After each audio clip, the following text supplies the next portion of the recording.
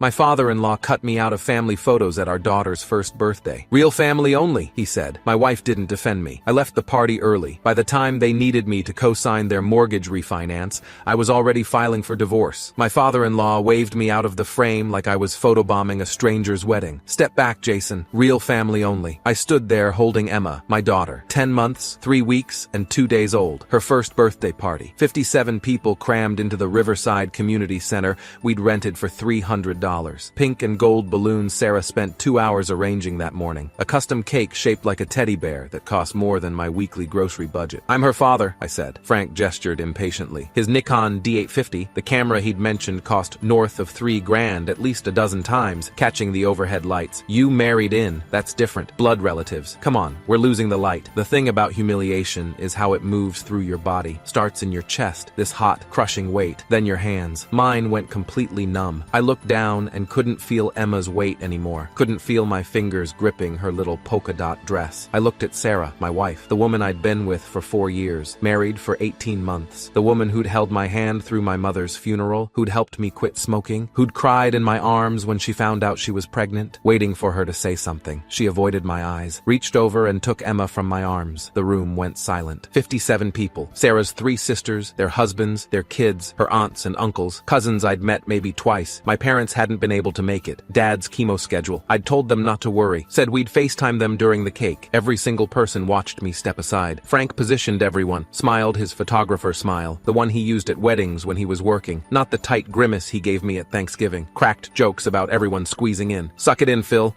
This isn't a wide-angle lens. Took 12 photos. I counted. 12 different configurations of Sarah's family. I stood alone against the wall, next to a folding table covered in unopened presents. Gifts I'd helped pay for, wrapped in the nursery while Sarah fed Emma, an outsider at my own daughter's first birthday. When the photos finished, Frank walked past me carrying his camera bag. Nothing personal, Jason. Just want the bloodline documented properly. Bloodline, like we were breeding thoroughbreds. I found my keys in my jacket pocket. Took me 3 tries because my hands were shaking. Sarah caught me at the door, Emma balanced on her hip. Where are you going? Home. Jason, don't be dramatic. It's just a photo. Your father called me an outsider, and you handed him our daughter. He's old-fashioned. And you're my wife. My voice came out flat, dead. You should have defended me. She crossed her arms, shifting Emma to her other side. You're making this bigger than it is. He didn't mean it like that. I stared at her, really looked at her, at the woman who'd promised to forsake all others, who'd stood in front of 140 people and vowed to honor me. No, I'm finally seeing it clearly. I left. I sat in my driveway for 23 minutes, hands shaking so badly I couldn't get the key in the ignition. Our house, the 3-bedroom ranch we'd bought 14 months ago, the one Sarah's parents had helped with the down payment, the one where her mother had opinions about every paint color, looked different, smaller, like a trap. My phone buzzed. Sarah, you're embarrassing me. Not, you're right, I should have said something. Not, I'm sorry, you're embarrassing me. I opened my contacts, scrolled to Mitchell Rosenthal, the lawyer who'd handled our house closing. Good guy, patient. Had explained every document twice because I'd been paranoid about signing something wrong. It was 3:47 p.m. on a Saturday. I called anyway. He answered on the 3rd ring. Jason, everything okay? I need a divorce lawyer. Silence. Then, can you come to my office Monday morning, 8:30? Yes. Don't sign anything. Don't agree to anything. Don't move out of the house. Bring your financial documents, pay stubs, bank statements, credit card bills for the last 6 months. I hung up, went inside, started pulling files from our home office. Monday morning, Mitchell's office smelled like coffee and old books. He sat across from me in a burgundy leather chair, legal pad in front of him, reading glasses perched on his nose. Walk me through it, I told him. Every detail. The birthday party, the photos, Frank's exact words, Sarah's silence, the text message. Mitchell took notes, didn't interrupt. When I finished, he set down his pen. How long has this been going on? 3 years, since we started dating. Give me examples. The examples came easily, too easily. I'd been storing them apparently, cataloging every slight. Thanksgiving 2 years ago. Frank carved the turkey, made a big show of giving the first slices to the real Hendersons. I'd gotten my plate last, after Sarah's 14-year-old nephew. Christmas. Frank organized a family trip to their cabin in the Poconos. Everyone invited except me. Sarah went. Left me home alone for 4 days. Easter. Family photos again. Just the bloodline. Sarah had shrugged. Said it was easier not to fight him. Last summer, they'd had a cousin's wedding. I wasn't included in the family table. Sarah sat with her parents and siblings. I ate with the DJ and the wedding planner. Mitchell wrote it all down. Flip pages. Finally looked up. Jason, I have to ask, has Sarah physically harmed you? Has she prevented you from seeing Emma? No. Does she contribute financially to the household? We split everything 50-50. She makes slightly more than me, actually. Does she want the divorce? I haven't told her I'm filing. Mitchell nodded slowly. Pennsylvania is a no-fault divorce state. You don't need to prove abuse or adultery, but custody Custody? That's different. I need you to understand something. Courts favor shared custody. Mothers often have an advantage, especially with children under 2. My stomach dropped. She's taking Emma away? Not necessarily, but you need to be prepared for a fight. And you need to document everything. Every interaction with Sarah and her family, every text message, every phone call. Get a composition notebook. Write down dates, times, what was said. Do it tonight. Okay, I'll file the petition this week. Sarah will be served at her workplace. It's standard procedure. She's going to be angry. I know. Jason. Mitchell leaned forward. Are you sure about this? Once I file, there's no taking it back quietly. This becomes public record. I thought about standing against that wall. About 57 people watching me be erased from my daughter's birthday. File it. Thursday afternoon, 2:17 p.m. I was at work. I'm a civil engineer for the county, mostly reviewing municipal water treatment proposals, when my phone exploded. Sarah called 17 times in a row. I let them all go to voicemail. Then texts. What the fuck, Jason, answer your phone, are you insane? I got served at work, everyone saw call me right now. I turned my phone face down, went back to reviewing a stormwater management plan for a new housing development. My supervisor, Denise Chen, a woman in her mid-50s who'd been with the county for 23 years, knocked on my cubicle wall. You okay? Your phone keeps lighting up. Family stuff. She nodded, didn't pry. That's what I liked about Denise. Professional boundaries. At 4:30 I left work, drove to my parents' house across town. My dad was having a good day. Chemo brain fog had been brutal lately, but today he was sharp. My mom answered the door,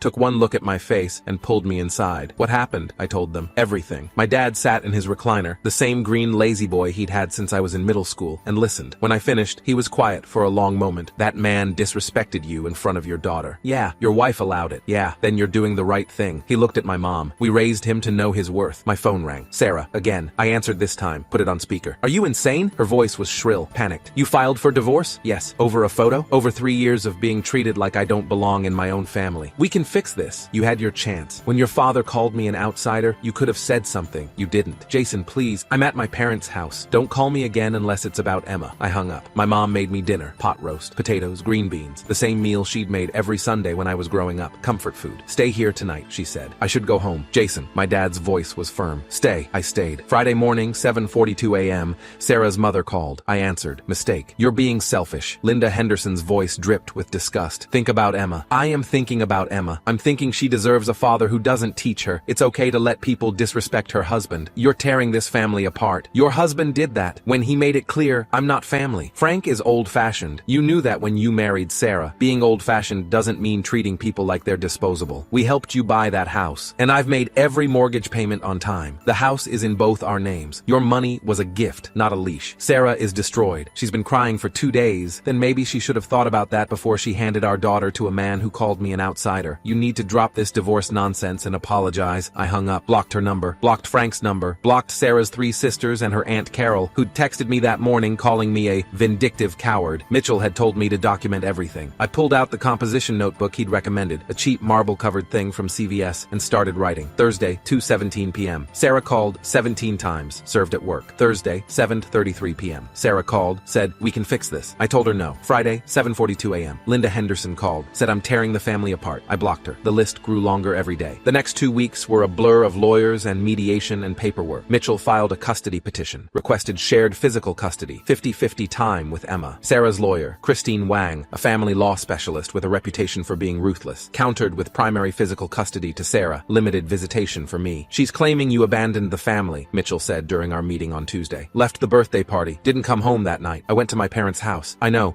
but she's framing it as abandonment. We need to counter that. When's the last time you saw Emma? Saturday morning. I picked her up for my parenting time. 2 hours, supervised by Sarah. How'd it go? Emma was fine. Sarah cried the entire time, kept asking if I'd changed my mind. What did you say? No. Mitchell made a note. Good. Stay consistent. Don't engage emotionally. Everything is about Emma now. You're not divorcing Sarah because you're angry. You're doing it because you want to raise your daughter in an environment where both parents respect each other. That's true. I know. But we need to make sure the court knows it too. Sarah called me every single day, sometimes multiple times, crying, begging, threatening. You're going to regret this. My family will make sure you never see Emma. I'll tell the court you're unstable. Please, Jason. Please. I love you. I stopped answering. Let everything go to voicemail. Saved every message. Mitchell said they'd be useful if things got ugly. Things got ugly. Week 3. Sarah's lawyer submitted a motion claiming I'd been emotionally abusive and controlling, that I'd isolated Sarah from her family, that I'd pressured her into marriage. I stared at the documents in Mitchell's office, hands shaking. Is this real? It's a common tactic. They're trying to paint you as the bad guy. We'll respond with evidence to the contrary. Do you have text messages from Sarah? Emails? Anything showing your relationship was healthy? I pulled out my phone, scrolled through 2 years of messages. Sarah, December 2022. I'm so lucky I found you. You're my best friend. Sarah, March 2023. My dad is being difficult again. Thank you for being patient with him. Sarah, July 2023. Emma is perfect. You're going to be an amazing dad. Hundreds of messages. Loving, normal, nothing abusive. Mitchell smiled. Send these to me. All of them. 4 weeks in, Frank called. I almost didn't answer. The number wasn't blocked. I'd forgotten to add it after blocking Linda's. Jason, we need to talk. About what? Our mortgage. His voice was tight, strained, desperate in a way I'd never heard before. The bank's requiring us to refinance. Interest rates went up 3 points since we bought the house in 2019. Our monthly payment is going from $2,400 to $3,800. I sat up straight. I was at my apartment. I'd moved out of the house 2 weeks prior, gotten a 1-bedroom in a complex near my office, temporary, until the divorce settled. And your credit score is excellent. 780 last I checked. We need you to co-sign. The world narrowed. Everything else fell away. Why would I do that? Because we're family. I laughed. Actually laughed. A sharp, bitter sound that surprised me. Family? Real family only, right? That's what you said? Silence on the line. I could hear Frank breathing, heavy, ragged. Frank, you made it very clear I'm not real family, so find someone who is. Jason, be reasonable. I am being reasonable. You wanted blood relatives only. Go ask one of them. None of them qualify. Phil's credit is shot from the business bankruptcy. Linda's sister has a 620 score. Sarah's brother has 3 kids in college and can't take on more debt. Not my problem. If we don't refinance, we lose the house. My heart pounded. 3 years of humiliation. Every holiday, every gathering, always the outsider. Every family photo where I was cropped out, edited out, erased. Every time Sarah had said, he doesn't mean it. Every time I'd swallowed my anger and smiled. Should have thought about that before you cut me out of my daughter's birthday photos. That was just Frank's voice cracked. That was just me being stupid. I'll apologize. We all will. Formal apology, whatever you want. Too late. Please. Sarah needs us to keep this house. She grew up here. This is Emma's heritage. Sarah made her choice. She stood by while you humiliated me. While you told me I wasn't family. She didn't say a word. Jason, you wanted real family only, Frank. Well, congratulations. Now you get to find out what that actually means. I hung up. My hands were shaking again. Not from fear this time. From something else. Something that felt like power. Sarah called me 14 seconds later. My dad just told me, you have to co-sign. No, I don't. They'll lose their house. And I lost my family. Seems fair. This is cruel. My voice went cold. Colder than I'd ever heard it. You know what's cruel? Watching your father-in-law erase you from your daughter's birthday while your wife stands there silent. I didn't know what to say. You could have said, Dad, that's my husband. He stays in the photo. 4 years together, and you couldn't manage that. She started crying. Full sobs. If you ever loved me, I did love you. Past tense. The woman I loved would have defended me. Jason, they're my parents, and I was your husband. Was. I hung up, turned off my phone, sat in the silence of my empty apartment. 3 days later, Mitchell called. The bank rejected Frank and Linda's refinance application. Sarah's lawyer reached out. They're offering you a deal. What kind of deal? Drop the divorce. Co-sign the mortgage. They'll cover your legal fees. Linda wrote a formal apology letter. He paused. Jason, I need to advise you. I'm not taking it. You haven't heard the terms. I don't care about the terms. They had 3 years to treat me like family. They had 3 years to make Sarah see I was worth defending. I'm not bailing them out now. Mitchell was quiet for a moment. Okay, I'll tell Christine. Frank called one last time. Saturday morning, 9:15 a.m. I'd just finished a run, trying to burn off the stress that kept me awake until 2 a.m. most nights. You're really gonna let us lose everything? I thought about Emma's first birthday, standing against that wall. 57 people watching me get erased, watching my wife choose her father over me. No, Frank, you already lost everything. You just didn't realize it until you needed me. Please, tell me again how I'm not real family. The line went quiet. I could hear him breathing, shaky, defeated. That's what I thought. Next time you need an outsider to save your house, remember this moment. I ended the call. They lost the house 6 weeks later. Mitchell told me during our final custody hearing. Sarah had showed up with red eyes, no makeup, wearing a wrinkled blouse. Her lawyer looked exhausted. The judge awarded us 50-50 custody. 1 week with me, 1 week with Sarah. Every other holiday. Fair split of expenses. Mr. Brewer, the judge said, looking at me over her reading glasses, I see no evidence of abuse or neglect. I see 2 parents who need to learn to co-parent effectively. I'm ordering family counseling, both of you. For Emma's sake. Sarah wouldn't look at me. Outside the courthouse, she finally spoke. They moved into my Aunt Carol's basement. All their furniture is in storage. I said nothing. My dad had a heart attack last week. Stress-induced. He's okay, but her voice broke. Was it worth it? Destroying them? I looked at her. Really looked at her. At the woman I'd loved. The woman who'd let her father humiliate me. The woman who'd valued her family's approval more than her husband's dignity. I didn't destroy them, Sarah. I just stopped saving them. There's a difference. I walked to my car. Drove to my parents' house. My dad was sleeping. The chemo made him tired. But my mom was in the kitchen, making soup. How'd it go? 50-50 custody. She hugged me. Held on tight. Your father's proud of you. I'm proud of you. Frank had a heart attack. She pulled back. Looked at me. And nothing. I just thought you should know. She nodded slowly. Jason, I'm going to tell you something your grandmother told me when I left left your father's brother's wedding early after his wife made a comment about my dress. She said, you teach people how to treat you. Every time you accept disrespect, you give them permission to do it again. You stopped giving permission. They lost their house. They lost their house because they couldn't afford it without help. That's not your responsibility. Your responsibility is to your daughter, to show her what it means to have boundaries, to have self-respect. 6 months later, I'm sitting in my new apartment, a 2-bedroom now, so Emma has her own room during my weeks. Watching her play with blocks on the living room floor. She's 15 months old, starting to say words. Dada, mama, no, that's her favorite. My phone buzzes. A text from Sarah. My parents are moving to Arizona. Linda's brother offered them a room. I don't respond. Another text. Dad wants to apologize. Formally, face to face. I type, not interested. My dad died 3 weeks ago. Pancreatic cancer, stage 4. 12 months from diagnosis to the end. He met Emma 6 times during my custody weeks. Held her, sang to her, told her stories about when I was little. You did good, Jason, he said during our last conversation. Morphine made him dreamy, distant. You showed her dignity matters. He never met Frank, never spoke to Sarah's family again. At the funeral, Sarah showed up, stood in the back, left before the reception. She'd sent flowers, a card. I'm sorry for your loss. Not, I'm sorry for everything. Not, I was wrong. Just, I'm sorry for your loss.